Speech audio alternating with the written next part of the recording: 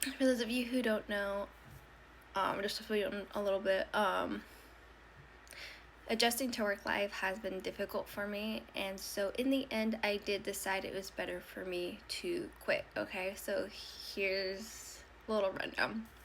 There's one person that's, I think it's one person specifically that is in charge of that, so I had to talk to this one specific person, right? So, and then to double make sure, I did talk to the lead to make sure that that was accurate. I was like, hey, I'm wanting to quit. I was like, do I have to speak to, is the only person you can speak to so and so? And then so she was confused because she was just like thrown off. So I do have 3 leads. So she was the lead at the time. So she was kind of confused. She's like, what, you want to quit? And she was like, yeah, I just talked to so and so, but she left early today, so we're gonna talk to her tomorrow, sort of thing. So then the next day, I found so and so shortly after I had got there. So I went and talked to her, but it wasn't like I don't know how to explain this part. So like before I even begun talking to her, I was like, hey, are you busy? Because I like to speak to you. So opening up the door of communication basically. And so she's like, yeah, go ahead, come in. She was like, what can I do for you, sort of thing. Paraphrasing. She was like, what can I do for you, sort of thing. And I go in there and I was like, I'm wanting to quit, and because like again, this is my first time ever working, and I think a lot of places kind of do things a little different. So I kind of just needed to know what I needed to do, and this and that, and then how this would affect me, like if I ever wanted to come back, like way later down the road or whatever.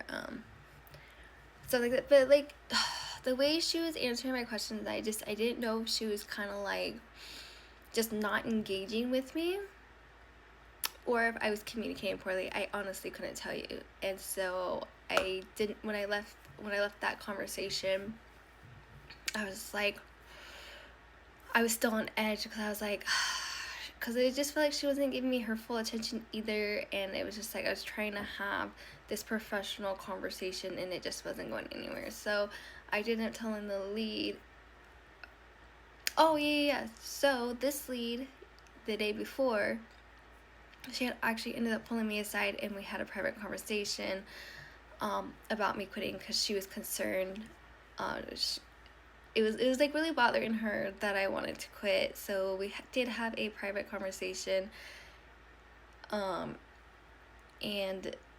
so she was basically telling me like what a good worker I was, that she loves having me, and that there are some people who don't want me to lose my job, don't want me to get fired, who don't want me to quit. And because like the last write-up I had, I think I don't know who, but somebody was wanting them to coach me again, which would have put me in the red, which would have got me fired. And that's where my head was at. It was just like, with everything that I go through and deal with, I know I'm gonna make a mistake again, because this last mistake I made, it was all on me, I didn't even know I made it, but I was starting to realize like, oh, so because the first few mistakes I made was due to lack of knowledge, lack of training.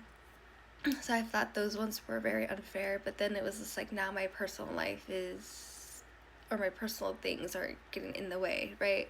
So anyways, I was just like, I just would rather quit than wait to get fired, type thing. And so anyways, so then back to day 2. So back to day 2, there was one of the associates knows all about my situation, knows like some of my personal, not a lot, but knows a little bit about my personal stuff, and knows a little bit about what I go through with the work stuff. So I was like, hey, I don't know if I'm communicating wrong, or if people are just being unprofessional, let's say. I'm gonna get more into that in another video, because I want to update you guys on some other stuff too. there's a lot.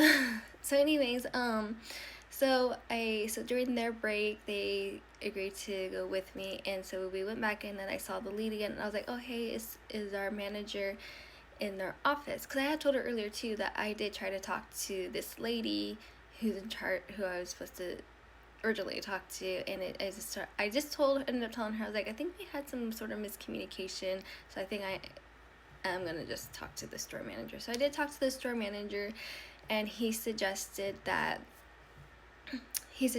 I stay off the register.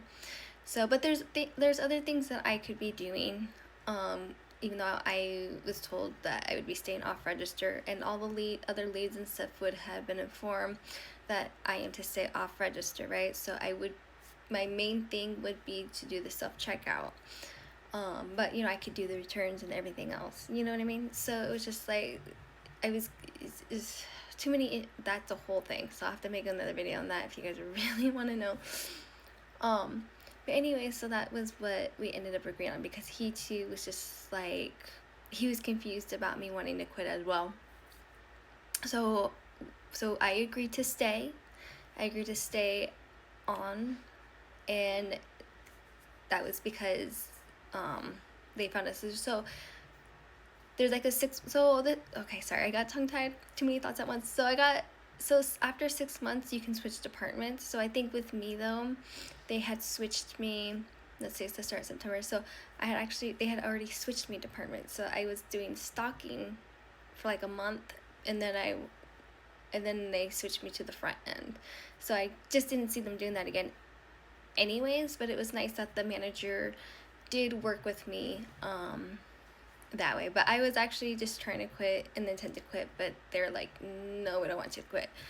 But it was yeah, so that next video for the other stuff. So I'm just trying not to get too much into the other stuff, but yeah, so I still have my job, I'm just not working register, and when the 6-month period comes up, after that I can figure out which department will work best for me. So that's the update on my job.